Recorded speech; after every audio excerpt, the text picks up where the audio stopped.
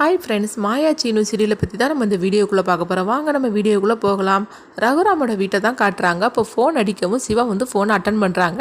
அப்போ அவங்க ஃபோன் பேசி முடிச்சதுமே ரகுராம் வந்து கேட்குறாங்க, என்ன சிவா யார் ஃபோன் பண்ணாங்க அப்படிங்கும்போது, அண்ணா குரு தான் அண்ணா, பஞ்சாயத்தில் வந்து ஒரு விஷயத்தை பற்றி அவர் சொல்லியிருக்கிறாரு, அதனால தான் பஞ்சாயத்தில் வந்து உங்களை கூப்பிட்ருக்காங்க அப்படிங்கவும் உடனே சிவாவும் ரகுராமும் அங்கே போகிறாங்க. அப்போ என்ன விஷயம்னு சொல்லி கேட்கும்போது அப்போ குரு சொல்கிறாங்க, எனக்கு வந்து சந்தேகம் இருக்குது, அந்த பண்ணை வீட்டுக்கு பின்னாடி வந்து சாமி சிலை கிடச்சதுலாம் அந்த இடத்த நான் நேற்று போய் பார்த்தேன். அது இப்போ தான் தற்செயலாக வந்து யாரோ தோண்டி சாமி சிலையை வச்சுருக்குறாங்க.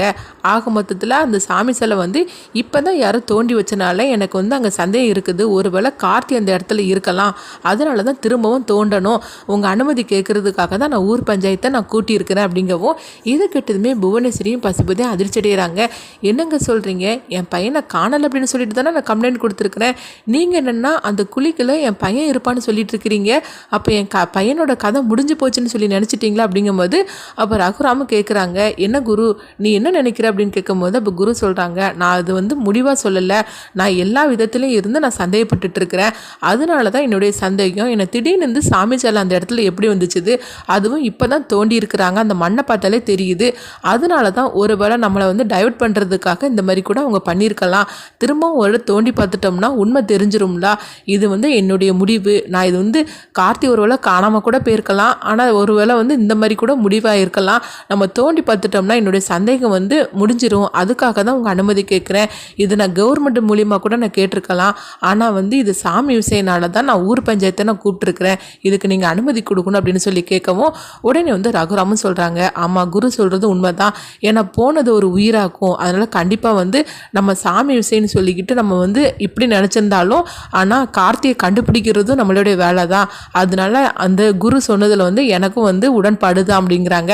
உடனே ஊர்க்காரங்களும் சொல்கிறாங்க, என்னப்பா நீங்கள் இந்த மாதிரிக்கு சொல்லிட்டு இருக்கிறீங்க, என்ன இருந்தாலும் சாமி விஷயம்லாம் அப்படிங்கும்போது அப்போ குரு சொல்கிறாங்க, இல்லைங்க என்ன இருந்தாலும் சரி தான், கார்த்தி நம்ம கண்டுபிடிச்சே ஆகணும், அதுக்காக தான் நான் அந்த மாதிரிலாம் சொல்கிறேன் அப்படிங்கவும் உடனே சரிப்பா சரிங்க நீங்கள் சொல்கிறது கூட உண்மை தான், சரி நம்ம வந்து சாமி அதில் இருந்தனால ஒரு பூஜை பண்ணிவிட்டு நீங்கள் வந்து நீங்கள் தோண்டுங்க, எங்களுக்கு வந்து நாங்கள் அனுமதி கொடுக்குறோம் அப்படின்னு சொல்லவும் உடனே வந்து குருவும் சரி அப்படிங்கிறாங்க. அப்போ புவனேஸ்வரி வந்து அழ ஆரம்பிச்சிருந்தாங்க, ஐயோ என் பையனுக்கு கடைசியில் இந்த மாதிரிக்கு ஒரு நிலைமை அப்படிங்கும்போது அப்போ மகாலிங்க சொல்கிறாங்க, அப்படிலாம் ஒன்றும் நடக்காதுங்க, கண்டிப்பாக வந்து நம்ம வீட்டு பையன் உயிரோட தான் இருப்பான், நீங்கள் ஒன்றும் கவலைப்படாதீங்க அப்படின்னு சொல்லவும் நீங்கள் சொல்கிறதெல்லாம் பார்த்தாக்கி எனக்கு ஒரு நம்பிக்கை இருக்குது அப்படின்னு புவனேஸ்வரி சொல்லிட்டு பசுபதியும் புவனேஸ்வரி அங்கேருந்து கிளம்பி போகிறாங்க. அப்போ மகாலிங்க நினைக்கிறாங்க, நம்ம தானே கார்த்தியோட கதையை முடிச்சுட்டு அந்த ரூமில் கொண்டு போட்டுட்டு வந்தோம், ஆனால் அதுக்கப்புறம் பார்த்தா கார்த்தியை காணலை, ஒருவேளை இந்த போலீஸ்காரர் சொல்கிற மாதிரிக்கு அந்த பண்ணை வீட்டுக்கு பின்னாடி தான் கார்த்தி இருப்பானோ, செஞ்சாலும் செய்திருக்கலாம், அந்த ஜானகி மாயாவும் கூட இப்படி பண்ணியிருக்கலாம்,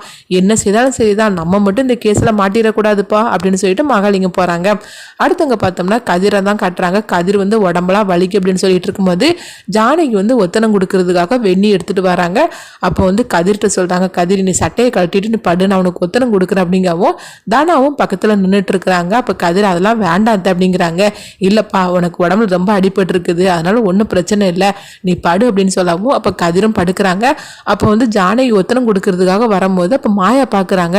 பார்த்ததுமே தனா பக்கத்தில் நிற்கிறத பார்த்துட்டு பெரியம்மா பெரியம்மான்னு கூப்பிடவும், கொஞ்சம் இரு மாயா, நான் அந்த கதிருக்கு ஒத்தனம் கொடுத்துட்டு வார அப்படிங்கும்போது பெரியம்மா கொஞ்சம் அவசரமாக வாங்க அப்படின்னு சொல்லவும் அப்போ ஜானகி அங்கே இருந்துட்டு போகிறாங்க. என்ன மாயா, நான் கதிருக்கு ஒத்தனம் கொடுக்கறதுக்காக இருந்தேன், என்ன அவசரமாக கூப்பிட்டு அப்படிங்கும்போது, என்ன பெரியம்மா கொஞ்சம் கூட புரிஞ்சுக்காம பேசிட்டு இருக்கிறீங்க, அங்கே பாருங்க தனா பக்கத்தில் நின்றுட்டு இருக்கிறா, ஒன்றுமில்ல கதிரோட வேலையெல்லாம் அவளே பார்த்துப்பா, இப்போ தான் தனாவுக்கு கார்த்தி பற்றின உண்மையெல்லாம் தெரிஞ்சு போச்சுல்ல, அதனால வந்து தனாவோட மனசில் இப்போ கொஞ்சம் கொஞ்சமாக கதிர் இருக்க தான் செய்வான், அவங்களுக்குள்ள ஒரு கெமிஸ்ட்ரி உருவாக வேண்டாம் அப்படிங்கும்போது, என்னது கெமிஸ்ட்ரியா அப்படின்னா என்னது அப்படின்னு சொல்லிக்கிட்டு ஜானகி கேட்கவும், என்ன பெரியமா இது கூட தெரியாமல் இருக்கிறீங்க, அவங்க ரெண்டருக்குள்ள ஒரு காதல் ஏற்பட வேண்டாமா அப்படிங்கவும் உடனே ஜானகி வந்து சிரிக்க ஆரம்பிச்சிருந்தாங்க.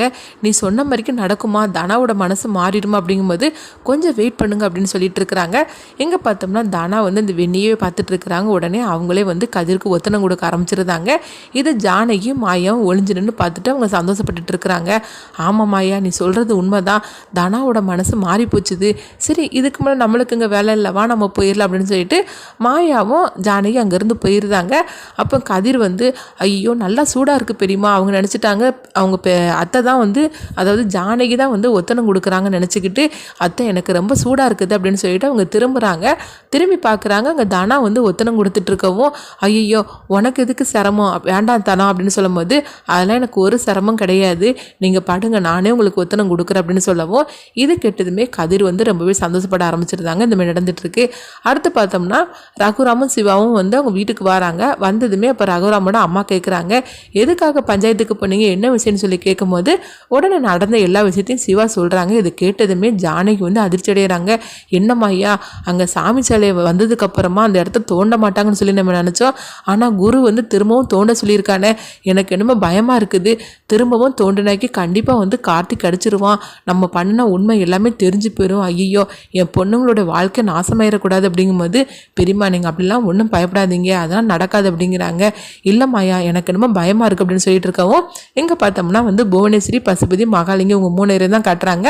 அவங்க 3 பேருமே பண்ண வீட்டில் இருக்கிறாங்க. இப்போ புவனேஸ்வரி சொல்கிறாங்க எனக்கு என்னமோ அந்த குரு இன்ஸ்பெக்டர் சொல்கிறதெல்லாம் பார்த்தா எனக்கு பயமாக இருக்குது, நம்ம பையன் ஒருவேளை அங்கே தான் இருப்பானோ அப்படிங்கும்போது பசுபதி வந்து அழ ஆரம்பிச்சிருந்தாங்க. அப்படிலாம் ஒன்றும் நடக்காது, என் பையன் வந்து உயிரோட தான் இருப்பான் அப்படிங்கவோ அப்போ மகாலிங்கம் சொல்கிறாங்க நான் சொல்கிறேன்னு தப்பாக நினைக்காதீங்க, ஒருவேளை உங்கள் பையனை அந்த இடத்துல கூட வச்சிருக்கலாம் அந்த கதிர் அப்படிங்கவோ என்னையா நீ பேசிகிட்டு இருக்கிற அப்படின்னு சொல்லவும் இல்லைங்க நான் வந்து ஒரு சந்தேகத்தோடு தான் சொல்கிறேன் அப்படின்னு மகாலிங்கம் சொல்கிறாங்க. அடுத்து பார்த்தோம்னா பண்ண வீட்டுக்கு பின்னாடியே அவங்க தோண்டதுக்காக எல்லாமே ஏற்பாடு பண்ணியிருந்தாங்க. இப்போ ஜானகிட்ட வந்து மாயா சொல்கிறாங்க பெரியம்மா அங்கே என்ன நடக்குன்னு நான் பார்த்துட்டு வரேன்னு சொல்லிட்டு அங்கே போகிறாங்க. அங்கே பார்த்தோம்னா அங்கே தோன்றதுமே ஒரு உடம்பு கிடைக்கிது.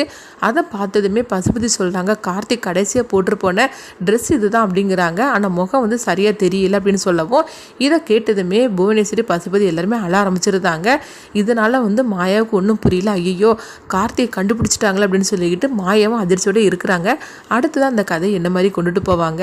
குரு சந்தேகப்பட்டது எல்லாமே சரியாக போச்சு. அதனால் வந்து யார் இந்த இடத்துல கொண்டு இந்த மாதிரிக்கு பண்ணி வச்சுருப்பாங்க, கார்த்தியோட நிலைமைக்கு யார் காரணம் அப்படின்னு சொல்லிட்டு குரு வந்து அடுத்ததாக கண்டுபிடிப்பாங்க. ஆனால் எல்லாருடைய சந்தேகம் வந்து கதிர் பக்கம் தான் இருக்குது.